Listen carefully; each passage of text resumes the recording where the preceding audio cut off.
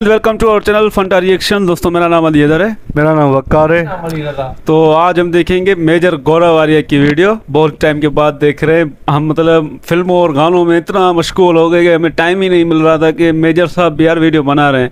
तो दोस्तों ने बोला कि भाई आप उनको भी थोड़ा बहुत सुन लें, तो वीडियो डाउनलोड कर लिए। टाइटल है Pakistan celebrates $2 billion from Saudi Arabia. हमारे यहाँ खुशियाँ मना रहे हैं ना सारे लोग। भाई सऊदी वालों ने $2 अरब दिए और साथ में IMF वालों ने भी दिए। तो बहुत कुछ मतलब हो रहा है हमारे कंट्री में, और हमारे लिए तो यार खुशी की बात है ना। अभी हमारा मुल्क फिर से वापस ट्रैक पे आ रहा है। तो देखते हैं आज मेजर साहब हमें इस बारे में क्या बोलते हैं। उम्मीद करते हैं कि थोड़ा पॉजिटिव ही बोलें। तो कह रहा तो क्या हुआ, डांट पड़ गई यार, चीज तो मिल गई। पाकिस्तान वही दोस्त जैसा है जैसे मेरा दोस्त था ना, पाकिस्तान के भी वही एटीट्यूड है। बेइज्जती हो गई तो क्या हुआ, चीज तो मिल गई कि जी 80 भी मुसलमान थे, तुसी भी मुसलमान, कड्डो पैसा।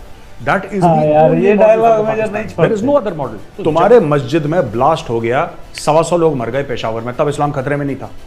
सबसे ज्यादा मुसलमान कहां मर, फिर वहां पे एक दूसरे के गले काट रहे। ओ भाई, जब सभी मुस्लिम हो तो वहां पे तो फिर तो भाईचारा होना चाहिए। जय हिंद दोस्तों, मैं हूं मेजर गौरव आर्या और आप देख रहे हैं द चाणक्य डायलॉग्स। इस वीडियो को लाइक करिए, हमारे चैनल को सब्सक्राइब करिए और बेल आइकन दबाना बिल्कुल मत भूलिएगा। दोस्तों 2-3 बातें मैं आपको बताता हूं। कल एक शॉर्ट्स रिलीज हुआ था जिसमें मैंने आपको बताया था कि मैं सच्चाई बताऊंगा। जो $2 अरब सऊदी अरेबिया ने पाकिस्तान को दिए हैं उसकी सच्चाई क्या है मैं आपको बताता हूं। देखिए, एक जमाना था जब सऊदी अरेबिया बहुत पैसे देता था, भारत में भी आते थे, पाकिस्तान में भी आते थे। काहे के लिए? मस्जिद बनाने के लिए, मदरसे बनाने के लिए। जो सऊदी ब्रांड ऑफ इस्लाम है, जो कि इंडियन और सबकॉन्टिनेंटल ब्रांड ऑफ, देखिए इस्लाम तो एक ही है दुनिया भर में, राइट, लेकिन इसके फिक्र अलग अलग है। कोई अलग चीज मानता है, कोई अलग चीज मानता है, कोई ऐसे कोई वैसे, कोई छोटी छोटी चीजों में फर्क है, ठीक है। तो जो सऊदी का एक वर्जन था वो सऊदी ने बोला कि हम यहां पे इंप्लीमेंट करेंगे। जो लोग ये सोचते हैं कि इस्लाम एक ही किस्म का है, मैं कई बार बता चुका हूं पहले कि मैंने रामपुर के अंदर एक गांव है, वहां पे मैंने एक गांव में मैंने 2 मस्जिद देखे हैं, एक तुर्कों के एक पठानों के, दोनों सुन्नी मुसलमान, दोनों सुन्नी मुसलमान, ठीक है। लेकिन वो लोग अलग, मतलब अलग अलग मस्जिद में। तुम कौन हो? तुर्क हो, यानी कि हमारे बाप दादा टर्की से आए थे, तुर्क। हाँ, हमारे बाप दादा अफगानिस्तान उधर से आए थे, वो अलग मस्जिद में जाते हैं। ये मैंने अपनी आंखों से देखा, इसलिए मैं बोल रहा हूं। I have some practical experience in this matter. तो दोस्तों ये चीज है, वो सऊदी अरब पहले पैसे इसलिए देता था, अब सऊदी अरब ने बंद कर दिया। अब सऊदी अरब कहता है यार देखो यार, मुफ्त के पैसे हम देंगे नहीं। और एक शर्त रख दी, पाकिस्तान को तो आदत थी हरामखोरी का पैसा खाने की, खा रहा है, कब से खा रहा है, लेकिन सऊदी अरब ने साल भर पहले एक शर्त रख दी कि बॉस देखो यार, ये जो पार्टी तुम करते हो ना हमारे पैसे पे कि भाईजान आप भी मुसलमान थे, हम भी मुसलमान, कड्डो पैसा, यार this nonsense has to stop. We will not give you money like that. आप पहले IMF से कहलवा के लाइए, अगर IMF देगा तब अब देंगे। IMF ने दिया तो ये पाकिस्तान को मिल गए $2 अरब। अब मैं आपको 2-3 चीजें बताता हूं और मैं आपको कोरिलेट करके बताऊंगा, तब आपको पता लगेगा गेम क्या चल रहा है, ठीक है। पहली चीज तो ये पैसा करप्शन में जाएगा, ये तो बात तय है। और पाकिस्तानी ट्विटर यूजर्स भी कह रहे हैं कि जी ये तो पैसा ही एवनफील्ड, ये फोटो देखिए साहब, एवनफील्ड के अपार्टमेंट्स, ये टॉप अपार्टमेंट्स हैं यूके के, लंदन में बेस्ड हैं। नवाज शरीफ के यहाँ पे फ्लैट्स हैं, ठीक है, जिसके ऊपर नवाज शरीफ के ऊपर केस भी चला था। तो ये देखिए, पाकिस्तान ने जो भी लोन लिया, राइट, जो भी, इसमें आम आदमी का कभी फायदा नहीं हुआ, क्योंकि जो रेडी चला रहा है ना, वो अभी भी रेडी चला रहा है, उसका कोई फायदा नहीं हुआ। किसका फायदा हुआ मैं आपको बताता हूं। तो बिल्कुल पहली चीज, बाहर से पैसा आया, सऊदी अरब ने पाकिस्तान को $2 अरब दिए, मिल गए। कुछ इन्होंने खा लिए, पाकिस्तानी एलिट ने, कुछ नहीं, 90% इन्होंने खा लिए, राइट। 5-7% इन्होंने चाइना को दे दिया, लोन की वापसी, किश्त अदायगी, कुछ XYZ इन्होंने वो दे दिया, राइट।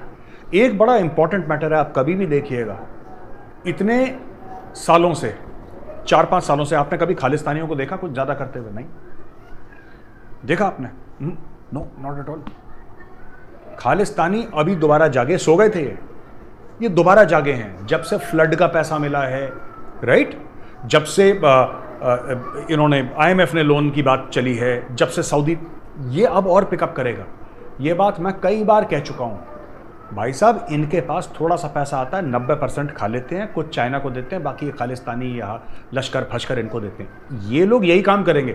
और अब पाकिस्तान के पास पैसे आ गए, पाकिस्तानी आवाम को यह बता दिया गया कि देखो तुम मुसलमान हो, ठीक है, हमारा काम है एवनफील्ड में पार्टी करना। जो पाकिस्तान का अशराफिया है, जो पाकिस्तान का क्रीम है, पाकिस्तान के जनरल, पाकिस्तान के पॉलिटिशियंस, पाकिस्तान के जो चीफ जस्टिस हैं, पाकिस्तान की जो ब्यूरोक्रेसी है वो कहती है आम पाकिस्तानी से, देखो बेटा साफ सीधी बात है, हमारा काम है एवन फील्ड में जाके, हमारा काम है वॉशिंगटन डीसी में जाके, टोरंटो में जाके, ठीक है, सिडनी मेलबर्न में जाके, हमारा काम है इन सब जगहों जाके पार्टी करनी है, तुम्हारा काम है नमाज पढ़नी, रोजे रखनी है।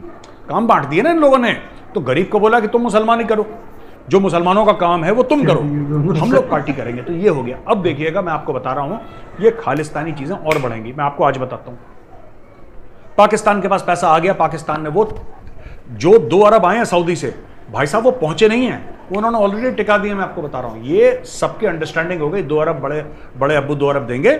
जैसे ही बड़े अब्बू ने 2 अरब दिए तो ये अरब कहां पे जाने हैं, ये कहां पे जाने हैं? शहबाज के पास इतने, नवाज के पास इतने, जरदारी के पास इतने, आसिम मुनीर के पास इतने इतने इतने इतने इतने इतने, सब बढ़ गए। हाँ, चीन को इतने।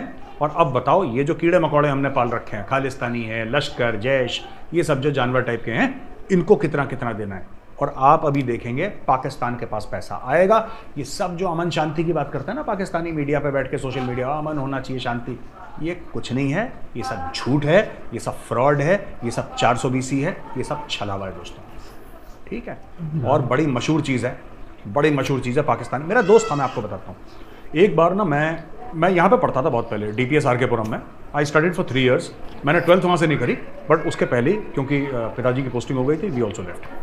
तो मैं यहाँ पे DPS RK-पुरम में पढ़ता था। मेरे पास एक घड़ी आई, मुझे विदेश से किसी रिलेटिव ने घड़ी, उसमें रेडियो चलता था घड़ी में, ठीक है। तो गावस्कर बैटिंग कर रहा था, हमें याद है। तो तब मैंने उस घड़ी में ऐसे कान लगा के सुनो तो उसमें रेडियो आता था। उस ज़माने की बात कर रहा हूँ मैं, 80s की।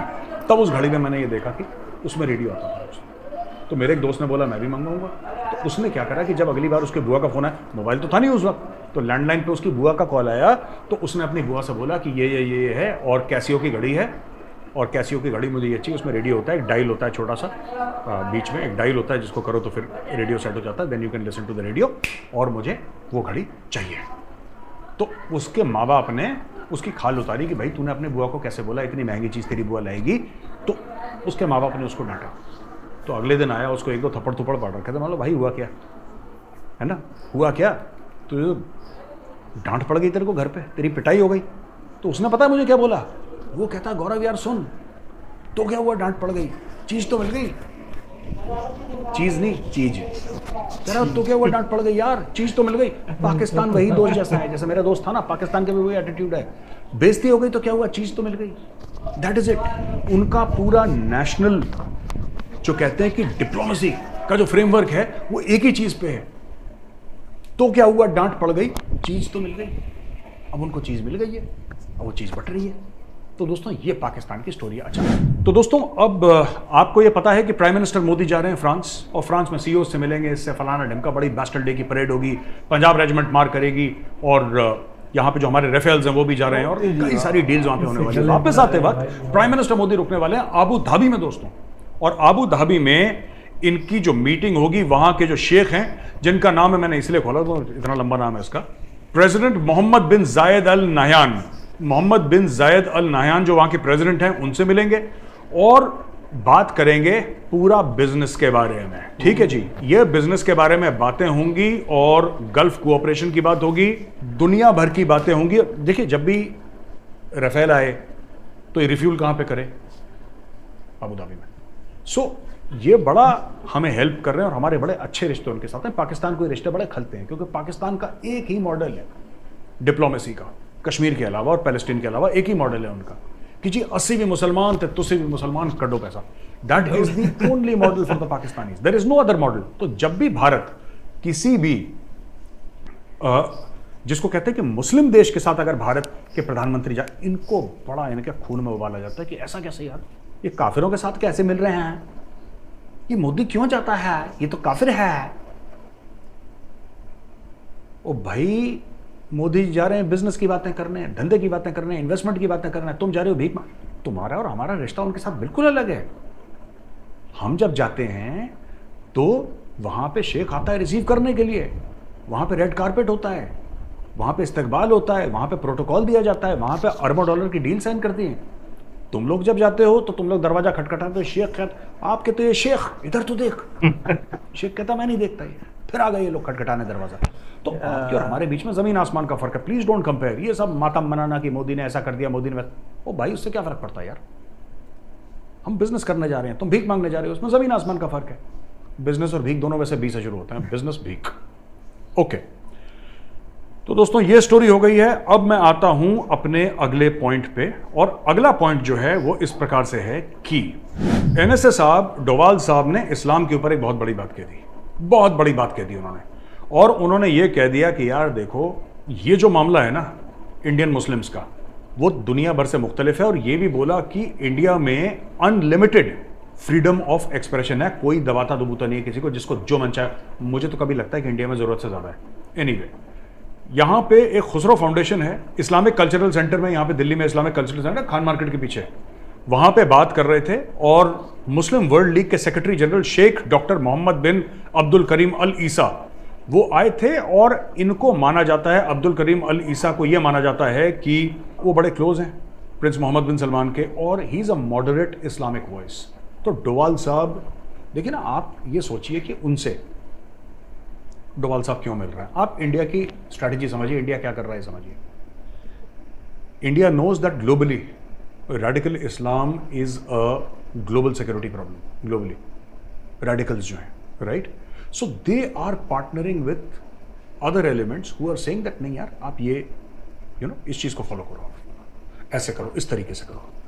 And that is why the NSA is there, he is talking to them, he is engaging with them, वो एंगेज कर रहे हैं उनके साथ। ठीक है दोस्तों। अच्छा जी दोस्तों, पाकिस्तान के फॉरेन मिनिस्टर बिलावल भुट्टो जरदारी ने फिर से एक भंड मार दिया। इसका बाप ने भंड मारा, इसने भंड मार दिया। ये क्या कह रहा है, देखिए सुनिए इसकी बात। बिलावल ने कंडेम करा है Quran burning as Muslim states demand action. Bilawal condemns Quran burning. ओ बाबा, इसने बोला है कि हेट्रेड, डिस्क्रिमिनेशन एंड इंटॉलरेंस नहीं होना चाहिए दुनिया में, शांति होनी चाहिए। बेटा पाकिस्तान में कितनी शांति है सबको पता है। Terms desecration of holy Quran as an attack on Muslim faith, stop abusing freedom of expression, says Indonesian foreign minister. ये सब फ्रॉड के फ्रॉड हैं लोग, ठीक है।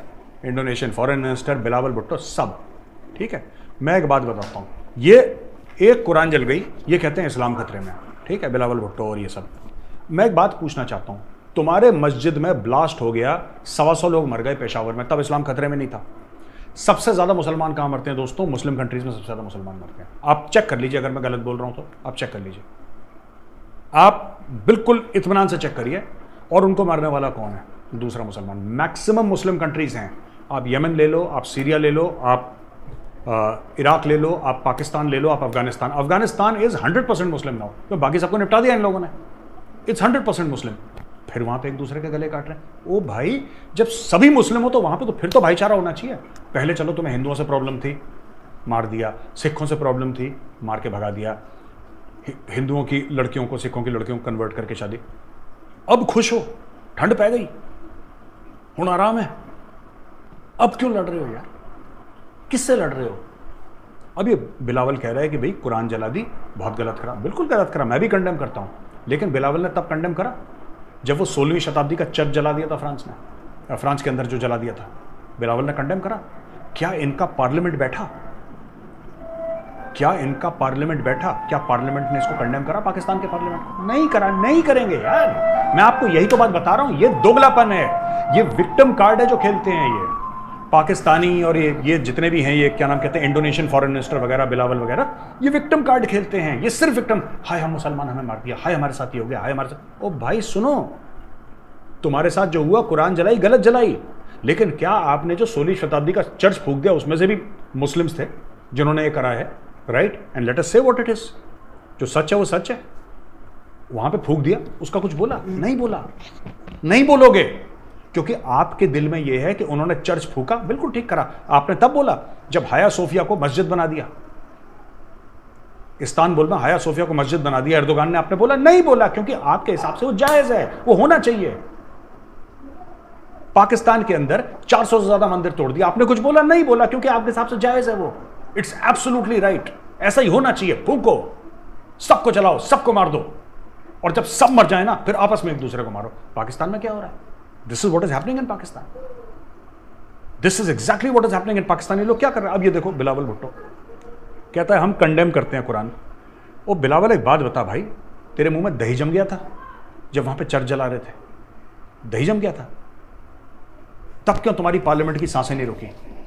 Because you truly believe that Pakistan is for the Muslims and by the Muslims end of the Muslims. इसमें और किसी का, मैं इसलिए इंडियन गवर्नमेंट से कहता हूं, ये देखिए ना इसका एटीट्यूड देखिए, ये रेडिकल इस्लामिस्ट है बिलावल। मैं बता रहा हूं ये RDX लगा के फट जाएगा कभी पब्लिकली, ये फट जाएगा।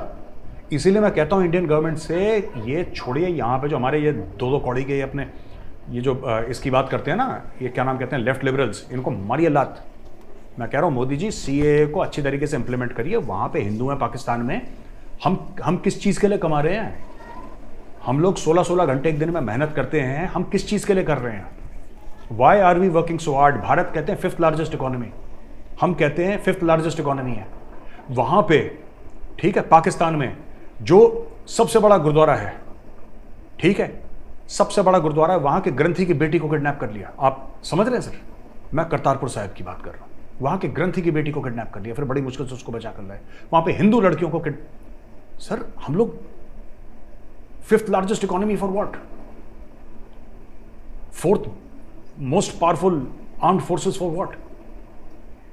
कि हम लोग यहां पे वो करें, हमारे बच्चे गूगल का CEO बने, हमारे बच्चे जो हैं माइक्रोसॉफ्ट का CEO बने। फिर नेक्स्ट स्टेप, अगर हम लोग देखिए साहब, अगर हम लोग, हमारे जो हिंदू भाई हैं पाकिस्तान में, हमारे जो सिख भाई हैं पाकिस्तान में, अगर हम उनको वहां से लाके इंडिया में नहीं बसा सकते, हम अगर उनको नहीं बसा सकते, तो सर ये $3.75 ट्रिलियन इकोनॉमी का करना क्या हमने? मैं खुला घूमता हूं सर नोएडा में, और मेरा दिल ये कहता है कि वहां पे वो घूम रहा होगा बेचारा हिंदू, वो कितना डर में होगा। उसकी, मैं किसी का इंटरव्यू देख रहा था, वो कहते हैं हमारी बेटी घर से बाहर जाती है सामान लेने, चाहे 10 कदम पे जाए, हमारी सांसें रुक जाती हैं। जवान बेटी अगर घर से गई, सांसें रुक जाए, पता नहीं वापस आएगी नहीं आएगी। स्कूल गई, वापस आएगी कि नहीं आएगी। मिट्ठू मियाँ के लोग हर जगह फैले, अच्छा ये लड़की उठा लो, कलमा पढ़ाओ, इसको मुसलमान करो। मैं ये कह रहा हूँ वहाँ पे there is a very serious problem. ये तो पागल का बच्चा है बिलावल, ये तो बकवास करता रहेगा। कुरान जल गई, कुरान जल गई, गलत है, बिल्कुल गलत है, उतना ही गलत है जितना जब चर्च जल गया वो भी गलत है। पर नहीं करेंगे ये लोग कंडेम, बिकॉज इवन बिलावल, देखिए ये अंग्रेजी बोलता है, ये टाई पहनता है, ये ऑक्सफोर्ड से पढ़ा है, लेकिन दिल के अंदर इसके अलकायदा है। ये बात आपको समझनी पड़ेगी, दिल के अंदर पाकिस्तानी का अलकायदा है, ये आपको बात माननी पड़ेगी, आपको अच्छा लगे बुरा लगे। इसीलिए जब कोई मरता है कभी कोई नहीं बोलते, ये सिर्फ तब बोलेंगे जब इनको आहत पहुंचेगी। बस मेजर साहब आप बिल्कुल सही बोल रहे हो। बिलावल भुट्टो ने कंडेम किया है कुरान पर, तो हर मुसलमान का मतलब वो बहुत हमें दर्द हुआ है जब हमें ये वाक़या पता चला, तो वो तो कंडेम करना ही चाहिए। और बिलावल हमारा जो है सिर्फ इस्लाम पर ही फोकस है, तो आपको वो बात शायद खटकती है कि बिलावल दूसरों के लिए क्यों नहीं बोलता। जब हिंदुओं के मंदिर पर हमला होता है तब बिलावल कुछ नहीं बोलता, चर्च को जला दिया तब बिलावल खामोश था, और कुरान की बात आ गई तो बिलावल ने मतलब चीखना शुरू कर दिया कि ये गलत हुआ है। तो मेजर साहब एक तरफ कुरान पर भी बात कर रहे हैं, मेजर साहब को भी पता है कि वो गलत हुआ है, बट बिलावल को ये भी मतलब वो समझा रहे हैं कि बिलावल साहब अब ऐसा ना करें, और वो बिल्कुल सही बोल रहे हैं मेजर साहब। बाकी रही बात हिंदुओं की लाइफ की, तो हिंदू यार हमारे यहाँ सेफ़ हैं, जहाँ तक हमने देखा है हमारे यहाँ तो हिंदू अमन के साथ रह रहे, खा पी रहे हैं, अपना कारोबार संभाल रहे हैं। बहुत सारे यहाँ पर हिंदू हमारे यहाँ भी रहते हैं, तो वो ऐसी कोई बात ही नहीं है।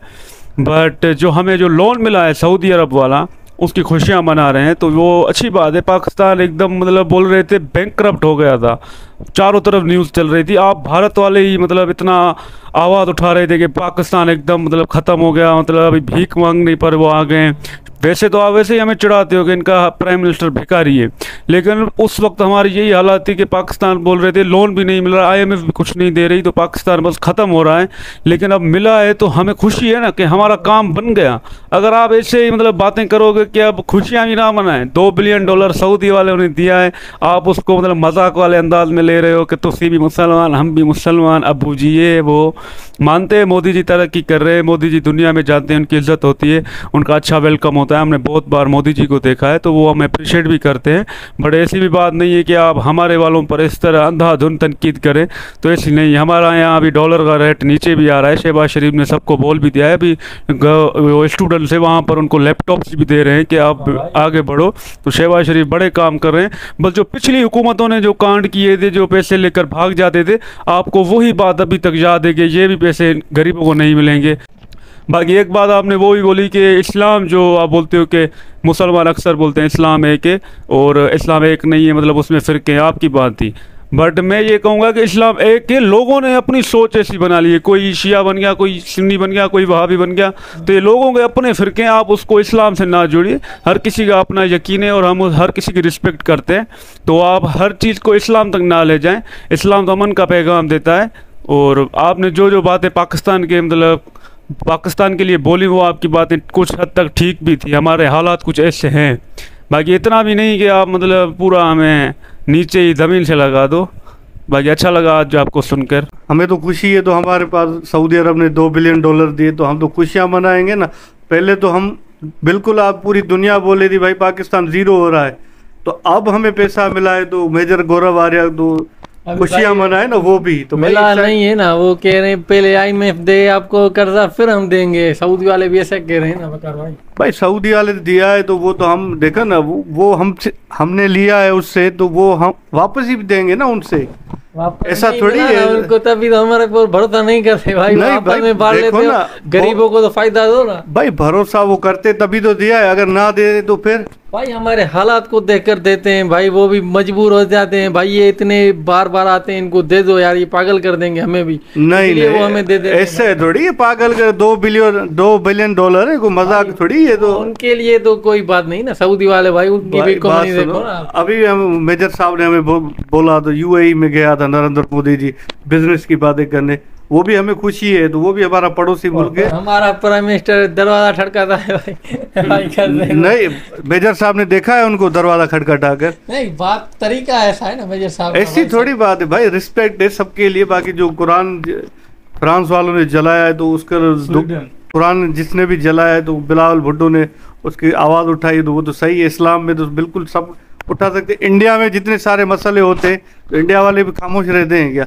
वहाँ पर मस्जिदें जलाई हुई है, मंदिर को भी तोड़ा हुआ है, तो फिर भी वो बात करते रहते हैं ना भाई। उनके लिए भी मेजर साहब कभी कभी अपने पास पर भी बोलो। नहीं, वो अभी खालिस्तानी भी फिर से जाग रहे हैं भाई। मेजर साहब ने बताया उनको भाई आसरा मिला है हमारी तरफ से। नहीं तो भाई वो खालिस्तानी वो कौन देगा? हम खुद ही मर रहे हैं, तो उनको देंगे क्या? नहीं, अभी मेजर साहब ने एक बात बोली कि तुर्की में जो हगिया सोफिया मस्जिद चर्च था, उसको मस्जिद में कर दिया, तो पाकिस्तानी उसके लिए आवाज नहीं उठा रहे।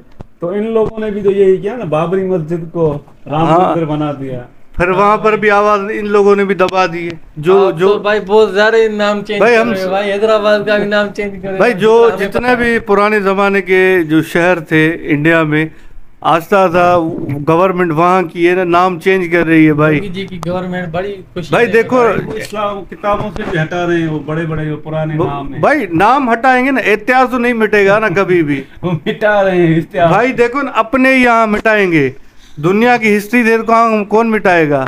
भाई मिटाने वाले मिटा देंगे। आज भी देखो ना, बच्चों को भी नहीं पता चलेगा भाई। आज भी देखो ना, आज भी लव स्टोरी जानते हैं तो आगरा पे जाते हैं, ताजमहल, वो उसको भी ना गिरा दे कहीं, उसको छोड़ो भाई। भाई गिरा देंगे तो फिर कौन आएगा? सही बात है, मेजर साहब सही बोलते हैं। जो भी बात बोलते हैं ना, पॉइंट होती है हर बात में उनकी, बस थोड़ा वो अभी थोड़ा हल्के में रहे ना, ज़्यादा ओवर हो जाते हैं। मेजर साहब को यार सुनकर बहुत अच्छा लगा बहुत टाइम के बाद।